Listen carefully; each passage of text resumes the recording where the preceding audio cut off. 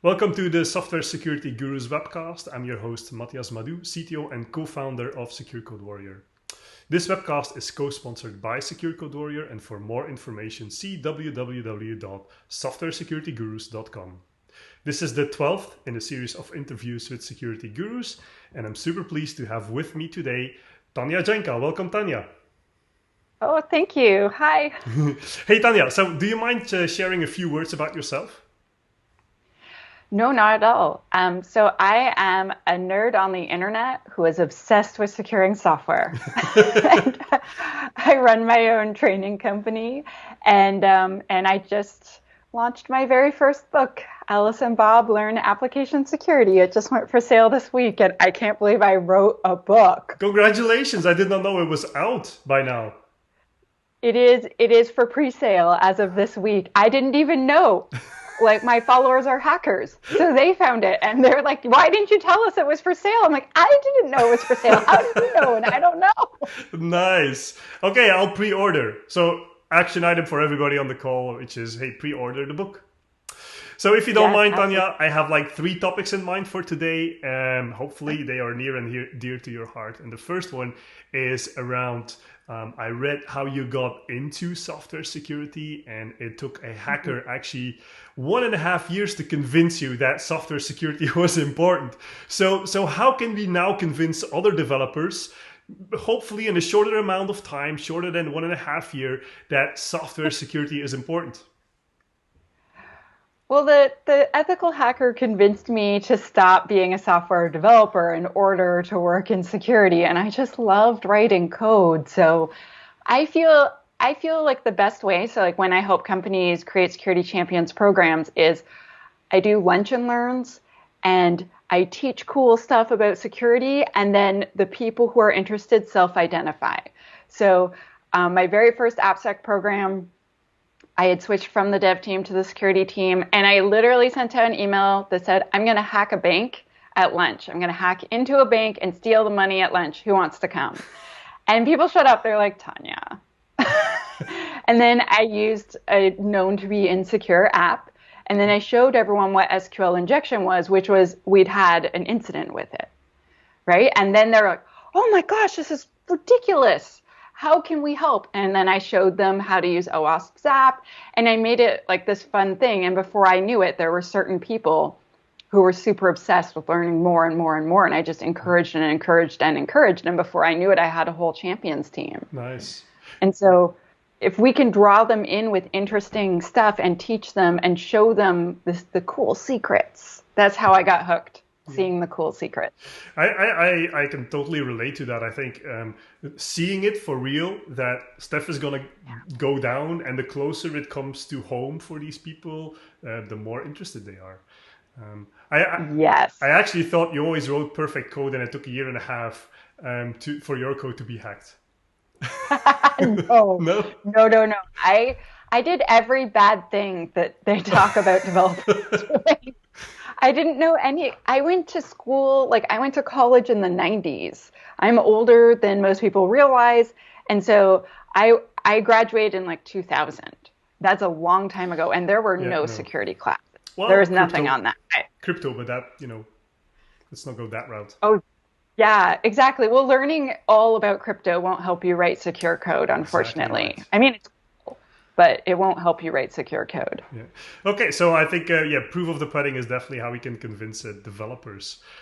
Today, um, you have a company, She Hacks Purple or We Hack Purple. Congratulations! And one of the things that I really like about the content that you're producing is that you boil it down to the essence. So you're able to explain very complex things in a very simple way. Like, for example, what is DevSecOps, Tanya? Oh, so basically, DevSecOps is what application security people do when they work in a DevOps environment. So, AppSec, it's our job to make sure the software that we're creating is secure. And when you work in a DevOps environment, you have to change the way you do your work. So you have to work within their processes. You can't just put, a SaaS tool into a pipeline and have it run 18 hours. No, you will have no friends. So you have to go with all the dev and the ops people and like use their processes and fit yourself and like weave yourself into what they're doing. And that's DevSecOps. So you've explained that in under 3 minutes, where if I ask that same question to other people, it can take 15 to 30 minutes and I'm not any wiser. So is that the problem of application security or technology, that we're making stuff super complex and very complicated? Is that a contributing factor that we are not getting enough people into our space? I would say that so application security is hard. That's part of actually what attracted me to it. So like the more difficult a project is, I'm like, oh, me, pick me, because I guess I'm a masochist or something. But I really love tough challenges. But I feel actually it's that we're not teaching it in school. Yeah, So like we teach Hello World, but the lessons actually teaches you how to embed cross-site scripting vulnerabilities into your app straight if into you it. look at the first lesson, right? And I also feel that we've made training absolutely, completely unobtainable. So, like, there's no school you can go to, and then you're an AppSec engineer. And so that's what We Hack Purple is trying to create. But, like, for instance, SANS offers lots of super cool classes. But I live in Canada, and our dollar is not the same as their dollar. And it would actually be, I looked it up once, and it was going to be 20% of my post-tax income for the year to take one course. And I was just like, I can't.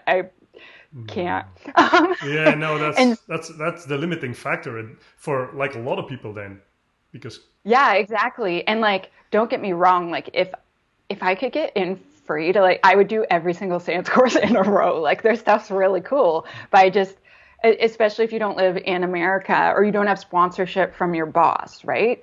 And so I want to make it more obtainable. And I feel like right now, so if you're going to fly to a conference, which obviously with COVID we can't do, but last year, I would go to OWASP conferences, and because I'm an OWASP leader, I could get in free to the training, which to me is amazing. yeah, that's great. But not everyone is willing to like lead a chapter in a project and then pay for themselves to fly across the country so that they can go to a 2 or 3 day training.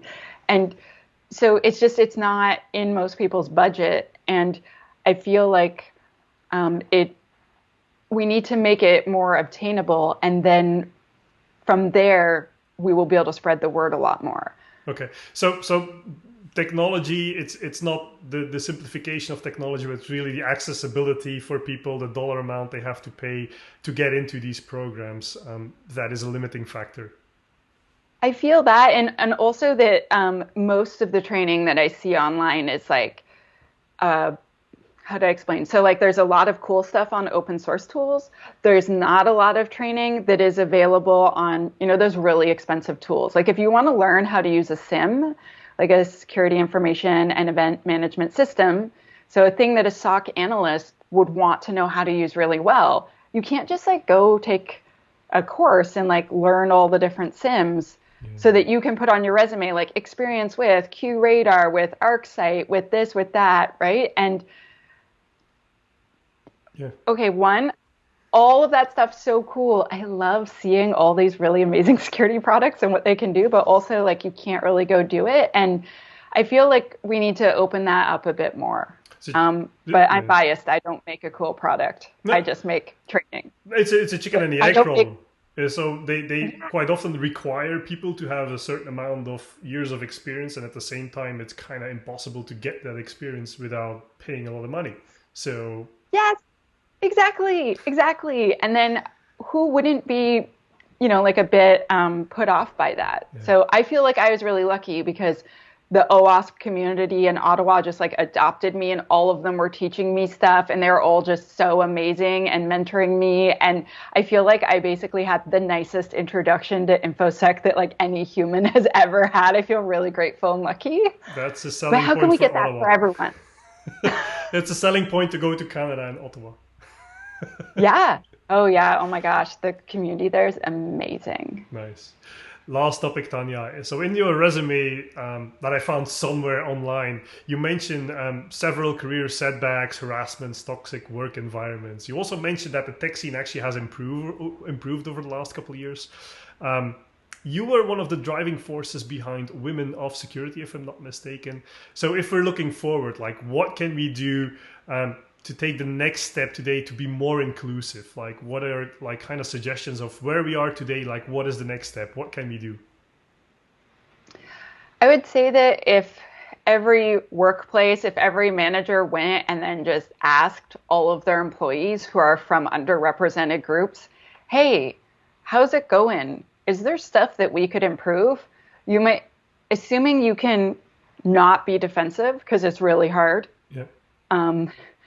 But if you can listen openly and hear what they have to say and then improve those things, I bet that you would see a giant change. Like during the Black Lives Matter movement, so I realize it's still ongoing, but when it first started, I reached out to a bunch of places where I consult and actually asked them to make statements about it. And one of them, the CEO met with me, the CEO of the giant company met with me, and he's like, Tanya, I want to make a statement, but our board is all old white dudes. And I don't want to make a statement. Instead, I want to make a change. How can we change? And so that company, I do training and other stuff for them. And so I was like, okay, so now all the training's virtual, right? He said, yeah.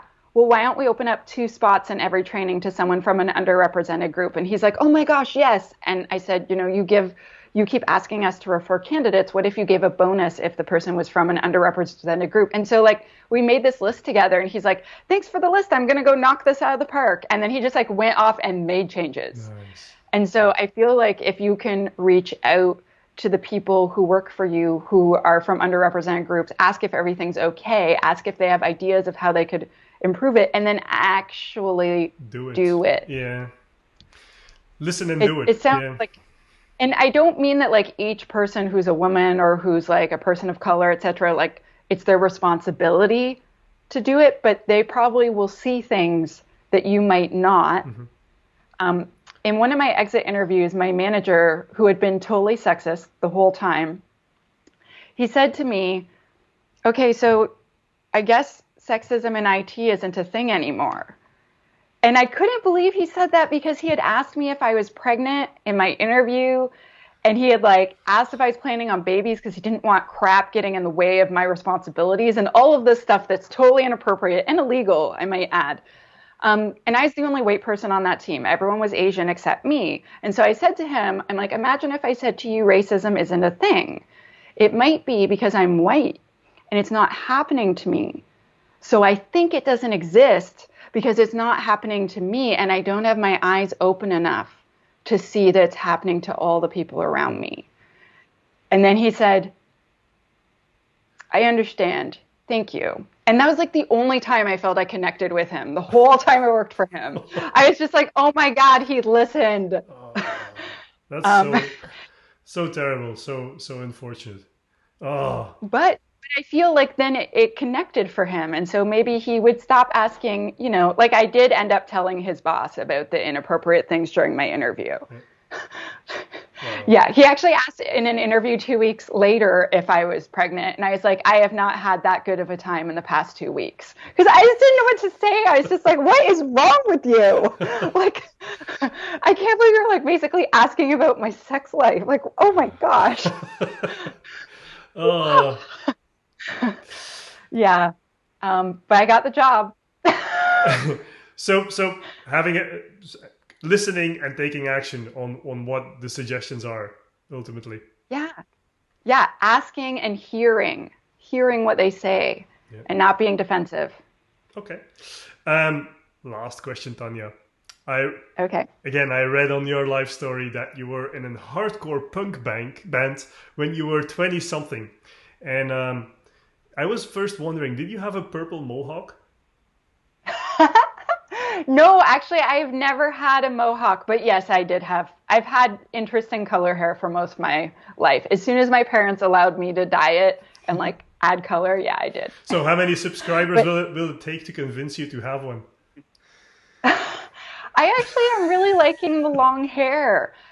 a mohawk is so much work. They don't tell you that. But I've had friends, like lots of friends with mohawks and women friends with mohawks. So if you're a woman and you have a mohawk, your mohawk has to be so much prettier because so that you can still feel super femme, right? And so Makes like you work. might have little bangs on your mohawk or you might like style it in different cute ways.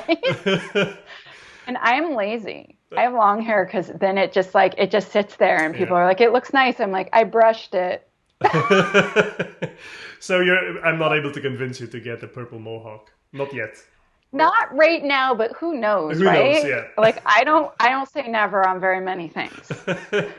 Well, wait until the midlife crisis comes, and then maybe. Yeah, really.